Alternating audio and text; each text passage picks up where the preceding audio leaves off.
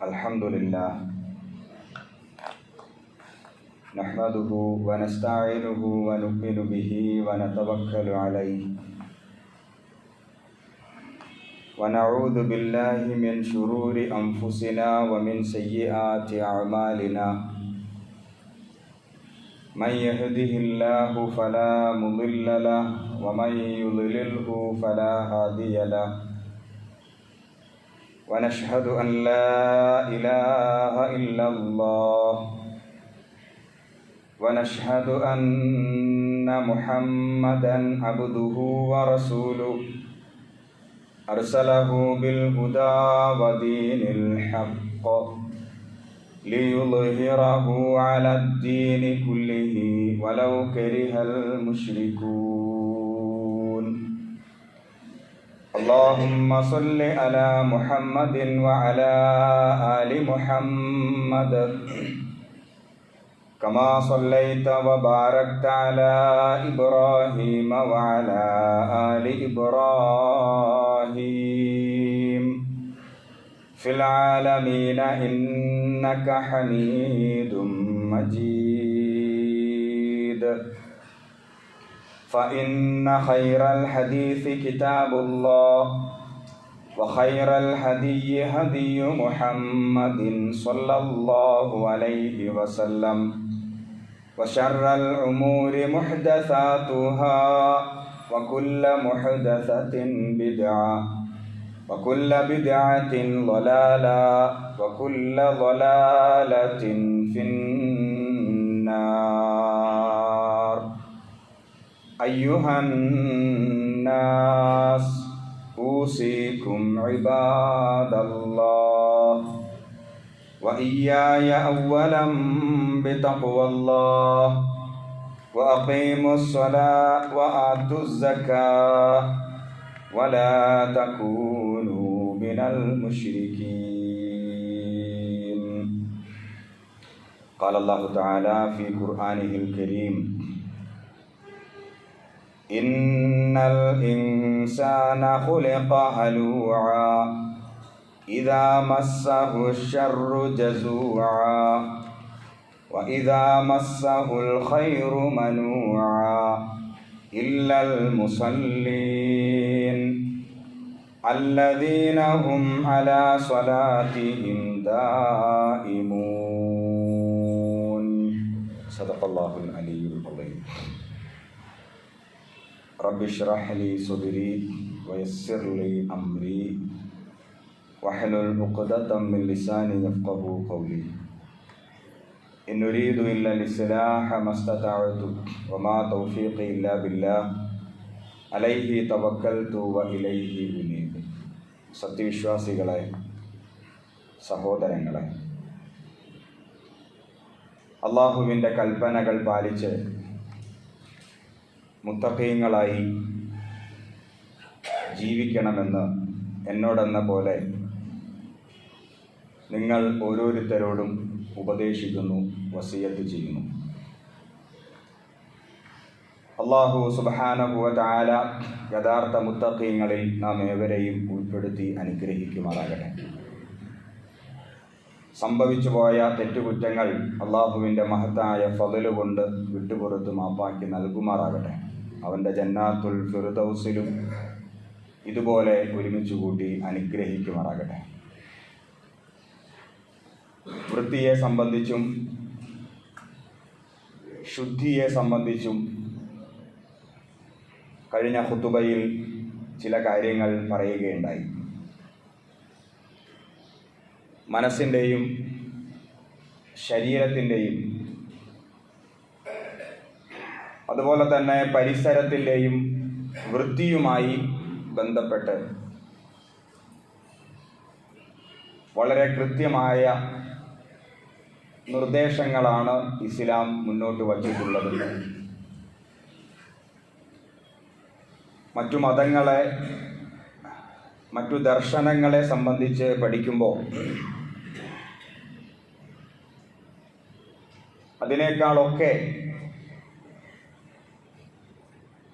കൃത്യമായ ഒരു നിലപാട് ഈ വിഷയത്തിൽ ഇസ്ലാമിനുണ്ട് എന്ന് നമുക്ക് മനസ്സിലാക്കിയെടുക്കാൻ സാധിക്കും. ഇബാദത്തുകളെ സംബന്ധിച്ച് ഒന്ന് പരിശോധിക്കുകയാണെങ്കിൽ, അഥവാ നമസ്കാരത്തെ സംബന്ധിച്ച്, നോമ്പിനെ സംബന്ധിച്ച്, അതുപോലെ സക്കാത്ത്, ഹജ്ജ്, ഇതിനെ സംബന്ധിച്ചെല്ലാം ഒന്ന് പരിശോധിക്കുകയാണെങ്കിൽ അവിടെയും ഈ പറയപ്പെട്ട വിഷയങ്ങൾ കടന്നു വരുന്നതും നമുക്ക് മനസ്സിലാക്കിയെടുക്കാൻ സാധിക്കുന്നതാണ്. ഉദാഹരണമായി നമസ്കാരത്തെ സംബന്ധിച്ച് പറയുമ്പോൾ അതിന് ആത്മീയമായ ഒരു തലമുണ്ട്, അതോടൊപ്പം തന്നെ ഭൗതികമായ ഒരു നിർവചനവും അതിനുണ്ട്.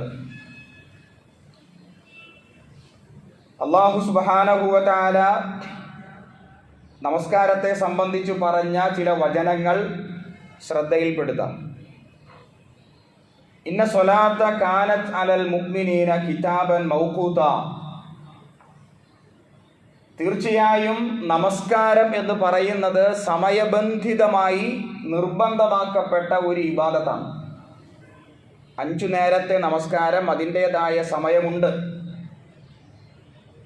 അപ്പോൾ ആ നമസ്കാരത്തിൻ്റെ ഒരു ഭൗതികമായ നേട്ടം എന്ന് പറയുന്നത് സമയനിഷ്ഠയാണ്. അതേപോലെ മറ്റൊരു ആയത്തിൽ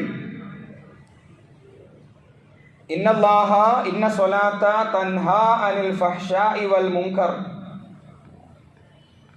നമസ്കാരം എന്ന് പറയുന്നത്, തീർച്ചയായും നമസ്കാരം എന്ന് പറയുന്നത് മ്ലേച്ഛമായ, വൃത്തികെട്ട, മോശമായ പ്രവർത്തനങ്ങളെ തൊട്ട് സത്യവിശ്വാസികളെ തടയുന്നു. അത് നമസ്കാരത്തിൻ്റെ ആത്മീയമായ ഒരു തലമാണ്. 5 നേരത്തെ നമസ്കാരം കൃത്യമായി നിർവഹിക്കുന്ന ഒരു സത്യവിശ്വാസി അവന് തിന്മയിലേക്ക് പോകാൻ സാധ്യമല്ല. കാരണം അള്ളാഹുവുമായിട്ട് സംസാരിച്ച് അള്ളാഹുവിൻ്റെ അടുക്കൽ പ്രതിജ്ഞയെടുത്ത് അവൻ പുറത്തേക്ക് ഇറങ്ങിയിട്ടേ ഉള്ളൂ. ഇനി ഉടനെ അടുത്ത ബാങ്ക് വിളിക്കുമ്പോഴേക്കും അവന് നമസ്കരിക്കാൻ വേണ്ടി പള്ളിയിലേക്ക് വരണം. അപ്പം അതിൻ്റെ ഇടയിൽ തിന്മ ചെയ്യാനുള്ള ഒരു സാഹചര്യം അവന് ലഭിച്ചാലും തിന്മ ചെയ്യാൻ പറ്റാത്ത ഒരു മാനസിക അവസ്ഥയിലേക്ക് അവനെ എത്തിക്കുന്ന ഒരു ഇബാദത്താണ് നമസ്കാരമെന്ന് അല്ലാഹു സുബ്ഹാനഹു വ തആല അതിനെ സംബന്ധിച്ച് പറഞ്ഞു വയ്ക്കുന്നു. ഞാനിവിടെ ഓതിയ ആയത്ത് ഇന്നൽ ഇൻസാന ഖുലിഖ ഹലൂഅ, ഇത് പൊതുവായിട്ട് അല്ലാഹു സുബ്ഹാനഹു വ തആല പറയുന്ന കാര്യമാണ്. തീർച്ചയായും മനുഷ്യനെ സൃഷ്ടിച്ചിരിക്കുന്നത് ഒരു അസ്ഥിര സ്വഭാവത്തിൻ്റെ ഉടമയായിട്ടാണ്. ഹലൂഅ എന്ന വാക്കിൻ്റെ അർത്ഥം അങ്ങനെയാണ്, അസ്ഥിര സ്വഭാവം, സ്ഥിരമായ ഒരു സ്വഭാവം ഇല്ലാത്ത അവസ്ഥ, അതിനാണ് ഹലൂഅ എന്ന് പറയുക. ഇന്നൽ ഇൻസാന ഖുലിഖ ഹലൂഅ, തീർച്ചയായും മനുഷ്യനെ അല്ലാഹു സൃഷ്ടിച്ചിരിക്കുന്നത് അസ്ഥിര സ്വഭാവത്തിൻ്റെ ഉടമയായിട്ടാണ്. ഇദാ മസ്സഹു ശർറു ജസൂഅ, എന്തെങ്കിലുമൊക്കെ ഷർറ് അഥവാ പ്രയാസങ്ങൾ അവന് അനുഭവിക്കേണ്ടി വരുമ്പോൾ അവൻ വെപ്രാളപ്പെടും, അവൻ്റെ ക്ഷമ നശിക്കും, അവൻ അക്ഷമനാകും. വഇദാ മസ്സഹുൽ ഖൈറു മനൂഅ, എന്തെങ്കിലുമൊക്കെ നന്മകൾ ഖൈറ് അവനുണ്ടായി തീർന്നാൽ അവൻ സ്വാർത്ഥനായി മാറും. ഇതാണ് മനുഷ്യരുടെ പൊതുവായ അവസ്ഥ. പക്ഷേ ഇല്ലൽ മുസല്ലീൻ, നമസ്കരിക്കുന്നവർ അതിൽ നിന്ന് ഒഴിവാണ്. എങ്ങനെയുള്ള നമസ്കാരക്കാർ? അല്ലദീന ഹും അലാ സ്വലാത്തിഹിം ദാഇമൂൻ, കൃത്യമായി ചിട്ടയോടെ നമസ്കരിക്കുന്ന നമസ്കാരക്കാർ അതിൽ നിന്ന് ഒഴിവാണ്. അപ്പം മനുഷ്യരുടെ പൊതുവായ സ്വഭാവത്തെ അഥവാ മനുഷ്യരെ അല്ലാഹു സൃഷ്ടിച്ചു വച്ചിരിക്കുന്നത് അസ്ഥിര സ്വഭാവത്തിൻ്റെ ഉടമകളായിട്ടാണ്. എങ്കിലും 5 നേരത്തെ നമസ്കാരത്തിലൂടെ ഒരു സത്യവിശ്വാസി എത്തിച്ചേരുന്ന നിലവാരത്തെ സംബന്ധിച്ചാണ് അല്ലാഹു ഇവിടെ പറയുന്നത്. നന്മകൾ ഉണ്ടാകുമ്പോൾ, ഹൈറ് ലഭിക്കുമ്പോൾ, സമ്പത്ത് ലഭിക്കുമ്പോൾ സ്വാർത്ഥനായി മാറുന്ന മനുഷ്യരുണ്ട്. ഇടങ്ങേറുകളും പ്രയാസങ്ങളുമൊക്കെ വരുമ്പോൾ അക്ഷമരായി മാറുന്ന മനുഷ്യരുണ്ട്. അതിൻ്റെ ഇടയിൽ ചില മനുഷ്യരും ഉണ്ട്, അവർ 5 നേരം നമസ്കരിക്കുന്നവരാണ്. ആ നമസ്കാരത്തിൻ്റെ ഫലം സ്ഥിരതയാർന്ന മാന്യമായ നല്ല ഒരു സ്വഭാവത്തിൻ്റെ ഉടമകളായിട്ട് നമസ്കരിക്കുന്നവർ മാറുന്നു. അത് കേവലം നമസ്കരിക്കുന്നവർ എന്നല്ല പറഞ്ഞത്. അല്ലദീനഹും അലാ സ്വലാത്തിഹിം ദായിമൂൻ, 5 നേരം കൃത്യമായി ദായിമൂൻ, മുടക്കം കൂടാതെ നമസ്കരിക്കുന്നവർ എന്ന രൂപത്തിലാണ് അല്ലാഹു സുബ്ഹാനഹു വ തആല ഇവിടെ പറയുന്നത്. അപ്പോൾ നമസ്കാരത്തിന് മാത്രമല്ല, നോമ്പിനെ സംബന്ധിച്ച് പഠിക്കുമ്പോഴും, സക്കാത്തിനെ സംബന്ധിച്ച് പഠിക്കുമ്പോഴും, ഹജ്ജിനെ സംബന്ധിച്ച് പഠിക്കുമ്പോഴും, ഇബാദത്തുകളെ സംബന്ധിച്ചൊക്കെ പഠിക്കുമ്പോൾ നമുക്ക് ഈ യാഥാർത്ഥ്യം ബോധ്യപ്പെടും. അതായത് അതിന് ആത്മീയമായ ഒരു തലമുണ്ട്, അതോടൊപ്പം തന്നെ ഭൗതികമായ ഒരു നേട്ടമുണ്ട്. നമസ്കാരത്തിൻ്റെ ആത്മീയവും ഭൗതികവുമായ ചില നേട്ടങ്ങളാണ് ഞാൻ ഉദാഹരണമായിട്ട് ഇവിടെ പറഞ്ഞു വെച്ചത്. അപ്പോൾ ആരാധനാ കർമ്മങ്ങളിലൂടെ വൃത്തിയുള്ള, വെടിപ്പുള്ള, ശുദ്ധിയുള്ള, അടക്കും ചിട്ടയുമുള്ള ഒരു സമൂഹമായിട്ട്, സമുദായമായിട്ട് മുസ്ലിം സമുദായം മാറ്റപ്പെടണം. ഇതാണ് അള്ളാഹ് ഉദ്ദേശിക്കുന്നത്. എന്തിനാണ് ഇബാദത്തുകൾ എന്ന ചോദ്യത്തിന് പല ഉത്തരങ്ങൾ നമുക്ക് പറയാൻ കഴിയും. അതിൽപ്പെട്ട ഒരു ഉത്തരമാണ് ഇത്. സ്വർഗത്തിലേക്ക് പോകാൻ വേണ്ടിയാണ് ഇബാദത്തുകൾ. അള്ളാഹുവിൻ്റെ തൃപ്തി നേടിയെടുക്കാൻ വേണ്ടിയാണ് ഇബാദത്തുകൾ. അള്ളാഹുവോട് ശുക്ർ ചെയ്യാൻ വേണ്ടിയാണ് ഇബാദത്തുകൾ. അങ്ങനെയൊക്കെ നമുക്ക് അർത്ഥം വയ്ക്കാം. പക്ഷേ അതിൽ പ്രധാനപ്പെട്ട ഒരു ആശയം ഇതാണ്. വൃത്തിയുള്ള, വെടിപ്പുള്ള 5 നേരം ഒളു എടുക്കുമ്പോൾ എന്താണ് അവിടെ സംഭവിക്കുന്നത്?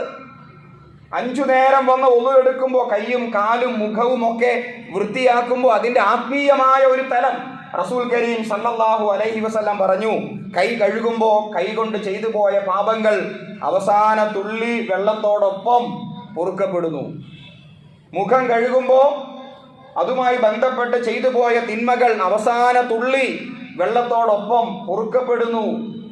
കൈ കഴുകുമ്പോൾ, കാല് കഴുകുമ്പോൾ, തല തടവുമ്പോൾ, ചെവി തടകുമ്പോൾ, അപ്പൊ പാപങ്ങൾ പൊറുക്കാൻ വേണ്ടിയാണ് ഒളു എടുക്കുന്നത്. അതതിൻ്റെ ആത്മീയമായ ഒരു തലമാണെങ്കിൽ അതിൻ്റെ ഭൗതികമായ ആശയം എന്താ? വൃത്തിയാവുക എന്നതാണ്, ശുദ്ധിയാവുക എന്നതാണ്. അള്ളാഹുവിൻ്റെ മുമ്പിൽ നിൽക്കുമ്പോൾ വൃത്തിയോടെ, ശുദ്ധിയോടെ, അച്ചടക്കത്തോടെ നിൽക്കുക എന്നതാണ്. റസൂൽ കരീം സല്ലല്ലാഹു അലൈഹി വസല്ലമ ഒരിക്കൽ തൻ്റെ സഹാബിമാരോട് ഇങ്ങനെ സംസാരിക്കുന്നുണ്ട്. തൻ്റെ സഹാബിമാരിങ്ങനെ വന്നിരുന്നപ്പോൾ റസൂൽ സല്ലല്ലാഹു അലൈഹി വസല്ലം പറഞ്ഞു, എൻ്റെ സഹോദരങ്ങൾ എവിടെ? എൻ്റെ സഹോദരങ്ങൾ ഇതുവരെ വന്നില്ലല്ലോ. ഇപ്പൊ സഹാബിമാർ പറഞ്ഞു, എല്ലാവരും വന്നല്ലോ, ഇനി ആരും തന്നെ വരാനില്ല, എല്ലാ സഹാബിമാരും എത്തിയിട്ടുണ്ട്.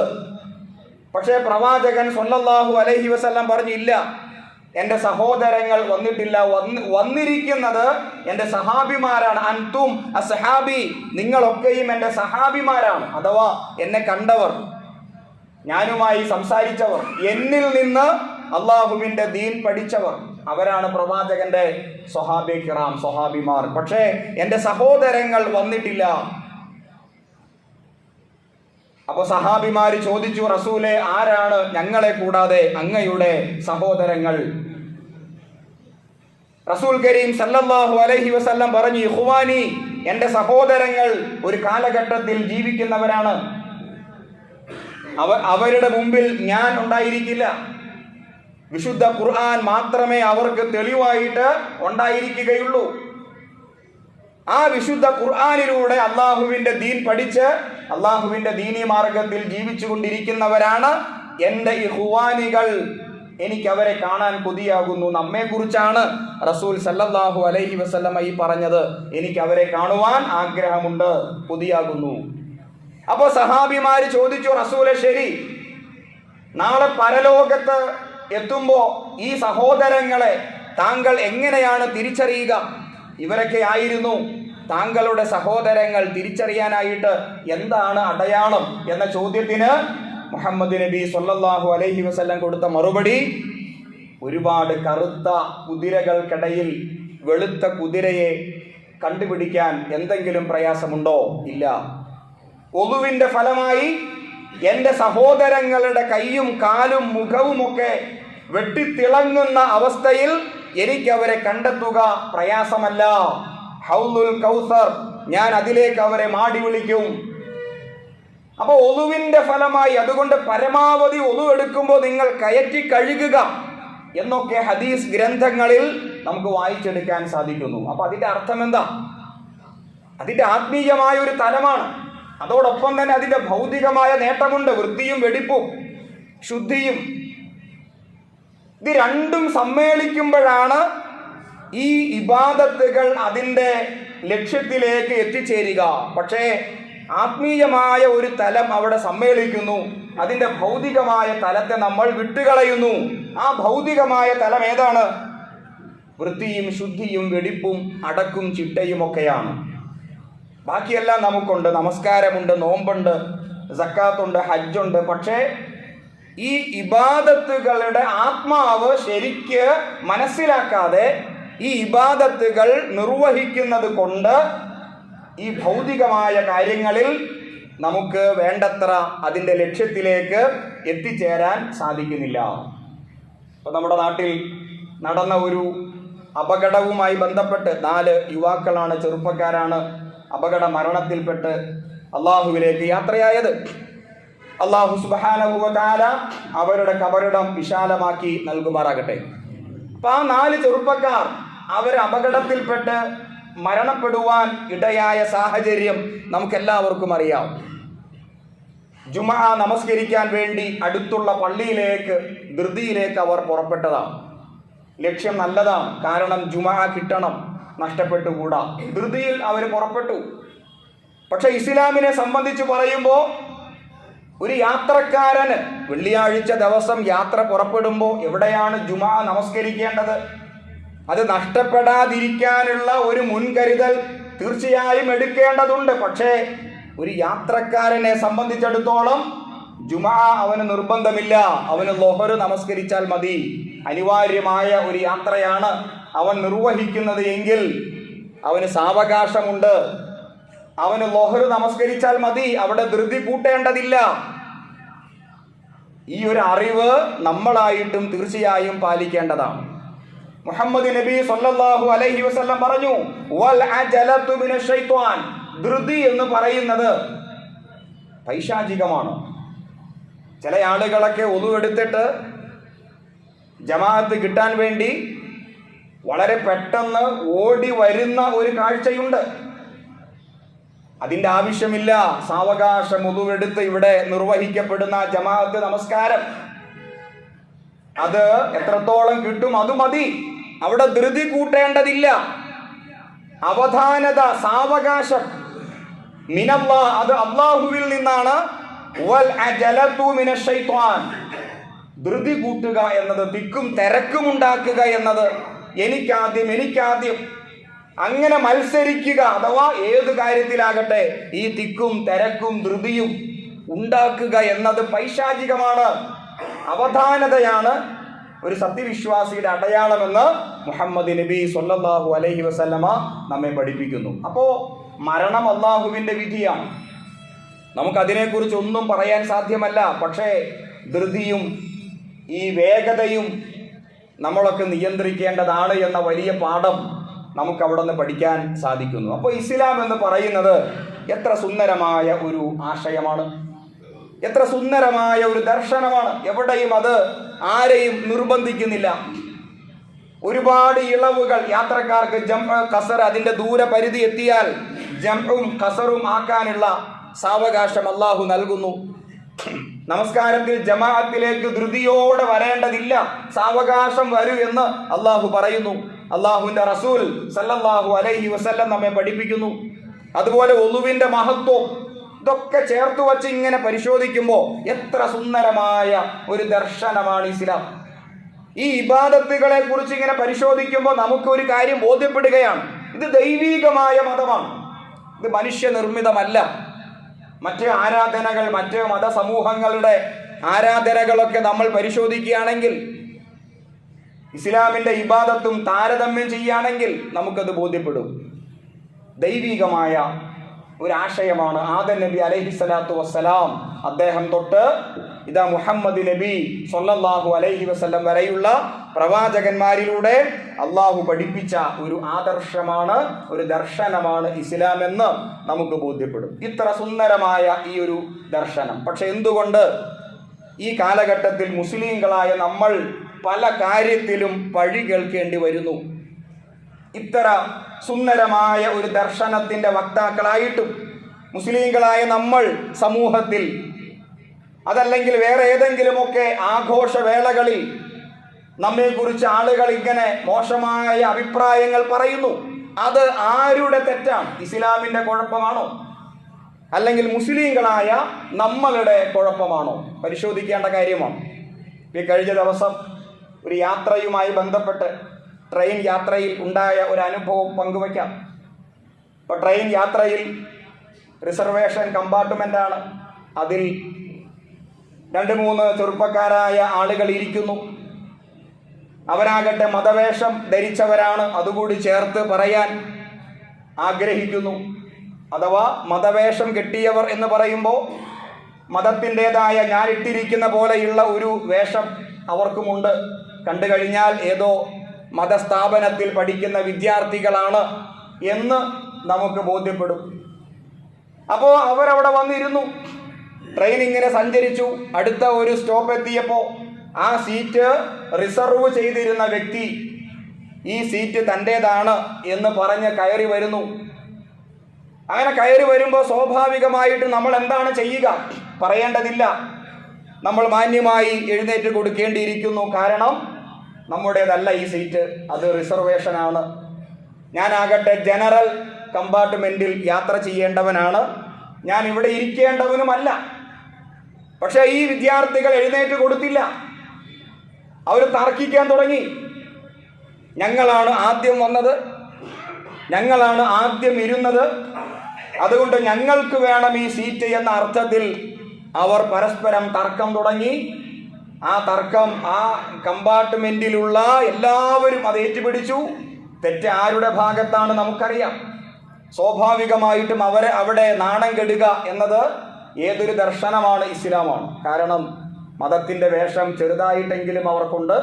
അവർ മുസ്ലിങ്ങളാണെന്ന് എല്ലാവർക്കും അറിയാം. അവരിങ്ങനെ തർക്കിക്കുന്നു. അവസാനം വേണ്ടപ്പെട്ട ആളുകൾ വന്ന് അവരോട് കാര്യങ്ങൾ പറഞ്ഞ് അടുത്ത സ്റ്റേഷനിൽ അവരെ മാന്യമായിട്ട് ഇറക്കി ജനറൽ കമ്പാർട്ട്മെൻറ്റിലേക്ക് അവരെ മാറ്റുന്നു. അപ്പോൾ ഇവിടെ എന്താ സംഭവിച്ചത്? ഇത് ഒറ്റപ്പെട്ട സംഭവമല്ല. നമുക്ക് എവിടെയും ഒരു മാതൃക സമർപ്പിക്കാൻ സാധിക്കുന്നില്ല. നമ്മൾക്ക് നമസ്കാരമുണ്ട്, ഞാൻ ഈ പറഞ്ഞ പോലെ സക്കാത്തുണ്ട്, ഹജ്ജുണ്ട്, ഉംറകളൊക്കെ കൃത്യമായി നടക്കുന്നു, താടിയുണ്ട്, തൊപ്പിയുണ്ട്. പക്ഷെ ഒരു മാതൃക അവിടെ മുസ്ലിം സമുദായമാണ് ഒറ്റപ്പെട്ടു പോയത്. ഇസ്ലാമാണ് മോശമായി പോയത്. കാരണം കൾച്ചറില്ലാത്ത, അച്ചടക്കമില്ലാത്ത ഒരു സമുദായമാണ് മുസ്ലിം സമുദായമെന്ന് മറ്റുള്ളവർ ഇസ്ലാമിനെ കുറിച്ച് പറയാൻ അത് ഇടയാക്കി തീർത്തു. ഒരു ന്യായവുമില്ലാത്ത കാര്യം, ഞാൻ മാന്യമായി എഴുന്നേറ്റ് കൊടുക്കേണ്ട ഒരു കാര്യം അവിടെ തർക്കിച്ചുകൊണ്ട് ഇസ്ലാമിനെ വളരെ മോശമാക്കി അവിടെ ചിത്രീകരിക്കുന്നു. അപ്പോൾ നമസ്കാരത്തിലൂടെ, നോമ്പിലൂടെ നമുക്ക് മാതൃകയാകാൻ സാധ്യമല്ല. സമൂഹത്തിലാണ് നമ്മൾ ജീവിക്കുന്നത്.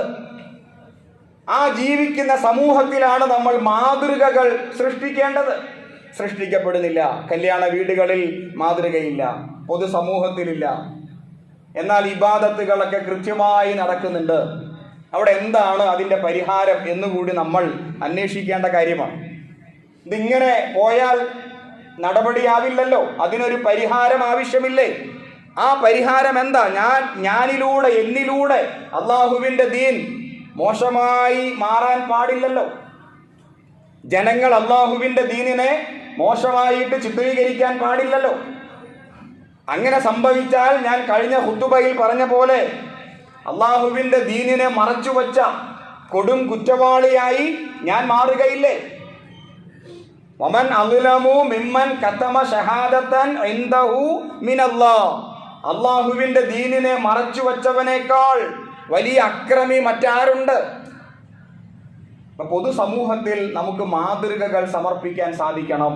ഈ പറഞ്ഞ രൂപത്തിൽ അച്ചടക്കത്തിൻ്റെ കാര്യത്തിൽ, അതുപോലെ വൃത്തിയുടെ കാര്യത്തിൽ, ശുദ്ധിയുടെ കാര്യത്തിൽ, അടക്കും ചിട്ടയും അതിൻ്റെ കാര്യത്തിൽ നമുക്ക് മാതൃകകൾ സമർപ്പിക്കാൻ സാധിക്കണം.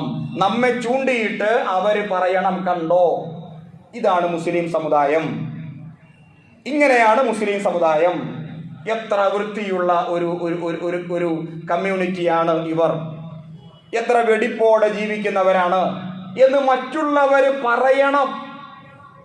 അങ്ങനെ പറഞ്ഞില്ലെങ്കിൽ വിശുദ്ധ ഖുർആനിലെ ആയത്തുകൾ വെറുതെയാകും. കാരണം അല്ലാഹു സുബ്ഹാനഹു വ തആല ഇസ്ലാമിക സമൂഹത്തെ സംബന്ധിച്ച് പറഞ്ഞിരിക്കുന്നത് കുൻതും ഖൈറ ഉമ്മത്തിൻ, നിങ്ങൾ ഉത്തമ സമുദായം എന്നാണ്. നിങ്ങൾ ഉത്തമ സമുദായം എന്ന് പറയുമ്പോൾ നമ്മൾ ജീവിക്കുന്ന പ്രദേശത്തുള്ള മറ്റിതര സമുദായങ്ങൾ നമ്മെ നോക്കിയിട്ട് പറയുന്നു അവര് മാതൃകയുള്ളവരാണ്, വേഷത്തിൽ, അച്ചടക്കത്തിൽ, വൃത്തിയിൽ, അടക്കും ചിട്ടയിൽ, സാമ്പത്തിക ഇടപാടുകളിൽ, അവരുമായിട്ട് സംസാരിക്കുമ്പോൾ, അവരുടെ ദാമ്പത്യ ജീവിതത്തിൽ, അവരുടെ ആഘോഷങ്ങളിൽ എന്തു നല്ല മാതൃകകളാണ്. കണ്ടോ അവരുടെ വിവാഹം, എന്തു നല്ല മാതൃകയാണ്. കണ്ടില്ലേ അവരുടെ ദാമ്പത്യ കുടുംബ ജീവിതം, എത്ര അച്ചടക്കത്തോടെയാണ് അവർ ദാമ്പത്യ കുടുംബ ജീവിതം നയിക്കുന്നത്. കണ്ടില്ലേ അവരുടെ മക്കൾ എത്ര അച്ചടക്കത്തോടെ വളരുന്നു. ഇങ്ങനെ നമ്മെ ചൂണ്ടിയിട്ട് ഒരു മാതൃകാ സമൂഹമെന്ന് മറ്റുള്ളവർ വിളിച്ചിട്ടുണ്ടോ എന്നെങ്കിലും? അങ്ങനെ വിളിക്കാൻ തക്ക ഒരു ജീവിത സംസ്കാരത്തെ നമുക്കുണ്ടാക്കിയെടുക്കാൻ പറ്റിയിട്ടുണ്ടോ? അപ്പൊ എന്തുകൊണ്ട് ഇസ്ലാമിന്റെ പ്രശ്നമാണോ, കുറവാണോ? അതല്ല നമ്മുടെ പ്രശ്നങ്ങളാണോ? ഇത് ആലോചിക്കേണ്ട, ഗൗരവത്തിൽ ആലോചിക്കേണ്ട കാര്യമാണ്. നമുക്ക് ഒരുപാട് മദ്രസകളുണ്ട്, നമ്മുടെ കുട്ടികളൊക്കെ മദ്രസയിൽ പഠിക്കുന്നു. നമ്മുടെ കുട്ടികൾ, അവരെ പഠിപ്പിക്കാൻ ഞാനടക്കം ഒരുപാട് ഉസ്താദുമാരുണ്ട്. പക്ഷെ ഒരു വിദ്യാലയത്തിൽ ഞാൻ ആരെയും കുറ്റപ്പെടുത്തിയോ ആക്ഷേപിച്ചോ പറയുകയല്ല, ഒരു താരതമ്യമാണ്. ഒരു വിദ്യാലയത്തിൽ കൊച്ചുനാള് മുതൽ ചെറിയ പ്രായം തൊട്ട് മദ്രസയിൽ വന്ന് ദീനും ഈ അഖ്ലാഖും സംസ്കാരവും ഒക്കെ പഠിച്ച ഒരു കുട്ടി, നമ്മുടെ മുസ്ലിം കുട്ടി, ഇതൊന്നും പഠിക്കാത്ത അന്യ മതത്തിൽപ്പെട്ട സഹോദര മതത്തിൽപ്പെട്ട മറ്റു വിദ്യാർത്ഥികളും തമ്മിൽ സാംസ്കാരികമായി എന്ത് വ്യത്യാസമുണ്ട് ചൂണ്ടിക്കാണിക്കാൻ സാധിക്കുമോ? അവിടെ അച്ചടക്കത്തിന്റെ കാര്യത്തിൽ ഒന്നാം സ്ഥാനത്ത് ഇതര മത സമൂഹത്തിൽപ്പെട്ട വിദ്യാർത്ഥികളായിരിക്കും. അതെന്താ സംഭവിച്ചങ്ങനെ? നമ്മുടെ കുട്ടികളാകട്ടെ സുബഹി കഴിഞ്ഞ് അതിരാവിലെ തന്നെ മദ്രസയിൽ വന്ന് ദീനിയാത്തും അമലിയാത്തും അഖ്ലാഖും ഖുർആനും ഓത്തും ബൈത്തും ഒക്കെ പഠിച്ച്, പക്ഷേ വിദ്യാലയത്തിൽ ചെല്ലുമ്പോൾ നമ്മുടെ മക്കൾ അച്ചടക്കത്തിൽ പുറകോട്ട്. ഇതൊന്നും പഠിക്കാത്ത മക്കൾ അച്ചടക്കത്തിൽ ഒന്നാം സ്ഥാനത്ത്. എന്തുകൊണ്ട് സംഭവിച്ചു? അത് വെറുതെ സംഭവിക്കില്ല. എന്തോ ഒരു പ്രശ്നം എവിടെയോ ഉണ്ടല്ലോ. ആ പ്രശ്നത്തെയാണ് ചികിത്സിക്കേണ്ടത്, അല്ലാതെ ദീനിന്റെ കുഴപ്പമല്ല. ഇത് ഞാൻ വെറുതെ പറയുന്ന കാര്യമല്ല, നടക്കുന്ന സംഭവങ്ങളാണ്, നടക്കുന്ന യാഥാർത്ഥ്യങ്ങളാണ്. ഒറ്റപ്പെട്ട സംഭവങ്ങൾ വേറെയും ഉണ്ടാകാം, പക്ഷേ മഹാഭൂരിപക്ഷവും ഇങ്ങനെയാണ് നടക്കുന്നത്. പല അധ്യാപകരും വിളിച്ചു പറയുന്നത് മുസ്ലിം കുട്ടികളെ സംബന്ധിച്ചാണ്. എന്തുകൊണ്ട്? അപ്പൊ ഇതും ആലോചിക്കേണ്ട, ഇത് പള്ളി കമ്മിറ്റി ആലോചിക്കേണ്ട കാര്യമാണ്, ഉസ്താദുമാര് ആലോചിക്കേണ്ട കാര്യമാണ്, പണ്ഡിതന്മാർ ഉലമാക്കൾ ആലോചിക്കേണ്ട കാര്യമാണ്, ഉമറാക്കൾ നേതാക്കൾ ആലോചിക്കേണ്ട കാര്യമാണ്, കൂട്ടായ തീരുമാനമെടുക്കേണ്ട കാര്യമാണ്. അല്ലാഹുവിൻ്റെ ദീൻ സമൂഹത്തിൽ മോശമായി കൂടാ, അത് മോശമാകാൻ നമ്മൾ അനുവദിച്ചുകൂടാ. മുഹമ്മദ് നബി സ്വല്ലല്ലാഹു അലൈഹി വസല്ലം അദ്ദേഹത്തിൻ്റെ അന്ത്യപ്രഭാഷണം ഹജ്ജത്തുൽ വിദാഇൽ അദ്ദേഹം നമ്മോട് പറഞ്ഞ ഒരുപാട് ഉപദേശങ്ങളിൽ ഒരു ഉപദേശമാണ് ഞാൻ ഇട്ടേച്ചു പോകുന്നു, ഞാൻ നിങ്ങൾക്ക് സമ്മാനിച്ചിട്ട് പോകുന്നു. എന്താണ് സമ്മാനിച്ചിട്ട് പോകുന്നത്? അള്ളാഹുവിൻ്റെ ദീനാണ്. ഇതിനെ നിങ്ങൾ, ഈ ഖുർആനും സുന്നത്തും, അതിനെ നിങ്ങൾ അണപ്പല്ലുകൊണ്ട് കടിച്ചു പിടിക്കണം. അത്ര ഗൗരവത്തിൽ നമ്മെ ഉപദേശിച്ചിട്ടാണ് മുഹമ്മദ് നബി സല്ലല്ലാഹു അലൈഹി വസല്ലമ യാത്രയായിരിക്കുന്നത്. പ്രിയമുള്ള സഹോദരങ്ങളെ, അള്ളാഹുവിൻ്റെ ദീൻ ശരിക്കും നമ്മൾ പഠിക്കേണ്ടതുണ്ട്. ഒരു കുറവ് അവിടെയാണ്. നമസ്കാരം എന്ത് നമുക്കത് അറിയില്ല, കൃത്യമായി പഠിച്ചിട്ടില്ല. നോമ്പ് എന്ത് നമ്മൾ കൃത്യമായി പഠിച്ചിട്ടില്ല. അതുകൊണ്ടാണ് ഇവിടെ സാമൂഹ്യ ജീവിതത്തിൽ, നമ്മുടെ കുടുംബ ജീവിതത്തിൽ ഈ ആദ്യം പറഞ്ഞ പോലെ ചില കുത്തഴിഞ്ഞ പ്രവണതകൾ ഉണ്ടാകുന്നത്. അപ്പൊ ഇബാദത്തുകളെ കുറിച്ചും ഇസ്ലാമിനെ കുറിച്ചും നല്ല പോലെ ആഴത്തിൽ എൻ്റെ ഹൃദയത്തിലേക്ക് ഇറങ്ങി വരണം, അതിൻ്റെ ആശയം, അതിൻ്റെ ആത്മാവ്. എന്നിട്ട് അള്ളാഹുവിൻ്റെ ദീൻ അനുസരിച്ച് നമ്മൾ ജീവിക്കുമ്പോൾ തീർച്ചയായും ആദ്യം പറഞ്ഞ പോലെയുള്ള ഒരു കൾച്ചർ നമുക്ക് മറ്റുള്ളവർക്ക് മാതൃകയായിട്ട് സമർപ്പിക്കാൻ സാധ്യമാണ്. അറിവ് പ്രധാനപ്പെട്ട ഒരു കാര്യമാണ്. അള്ളാഹു തൗഫീഖ് ചെയ്യുമാറാകട്ടെ, അള്ളാഹു അനുഗ്രഹിക്കുമാറാകട്ടെ. അള്ളാഹു സുബ്ഹാനഹു വ തആല അച്ചടക്കമുള്ള ഒരു ഇസ്ലാമിക സമൂഹത്തെ വാർത്തെടുക്കാൻ ഈ പറയപ്പെട്ട വിഭാഗത്തെ അള്ളാഹു സുബ്ഹാനഹു വ തആല എല്ലാ അർത്ഥത്തിലും സഹായിക്കുമാറാകട്ടെ. വാഖിർ ദഅവതി അനിൽ ഹംദുലില്ലാഹി റബ്ബിൽ ആലമീൻ വഖൂലു ഖൗലി ഹാദാ അസ്തഗ്ഫിറുല്ലാഹ ലീ വലക്കും വസ്തഗ്ഫിറൂ ഇന്നഹു കാന ഗഫൂറുർ റഹീം.